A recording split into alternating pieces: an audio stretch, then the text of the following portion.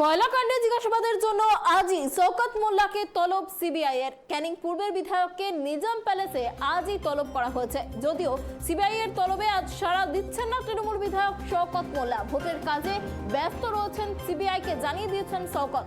4 তারিখের পর ডাকলে যাবেন বলে কেন্দ্রীয় গোয়েন্দাদের জানিয়েছেন তিনি, এমনটা জানালেন নিজেই। এই বিষয়ে আরো বিস্তারিত কথা বলবো। আমাদের সঙ্গে রয়েছে আমাদের প্রতিনিধি অপ্রদীপ। অপ্রদীপ, দেখো যে খবর পাওয়া যাচ্ছে কয়লা কাণ্ডে আজই শওকত মোল্লাকে তলব করেছে সিবিআই, বিস্তারিত কি জানা যাচ্ছে? একদমই দেখো, কয়লাকাণ্ডে জিজ্ঞাসাবাদের জন্য আজকে সকাল বেলা শওকত মোল্লাকে তলব করা হয় সিবিআই দপ্তর নিজাম প্যালেসে। ক্যানিং পূর্বের বিধায়ককে আজই নিজাম প্যালেসে হাজিরা দেওয়ার কথা বলা হয়।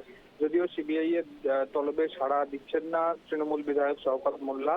ভোটের কাজে ব্যস্ত আছেন তিনি, তেমনটাই কিন্তু সিবিআই কে জানিয়েছেন শওকত মোল্লা। পরবর্তীকালে যদি পরে কখনো ডাকা হয় তাহলে তিনি যেতে প্রস্তুত রয়েছেন, তেমনটাও কিন্তু শওকত মোল্লার তরফে জানানো হয়েছে সিবিআই কে। অনেক ধন্যবাদ অপ্রদীপ আমাদের সঙ্গে থাকার জন্য। আপনাদের আরো একবার জানিয়ে রাখি, কয়লাকাণ্ডে বিধায়ক শওকত মোল্লাকে আজই তলব করেছে সিবিআই, কিন্তু তিনি হাজিরা দিতে পারবেন না বলে জানিয়ে দিয়েছেন।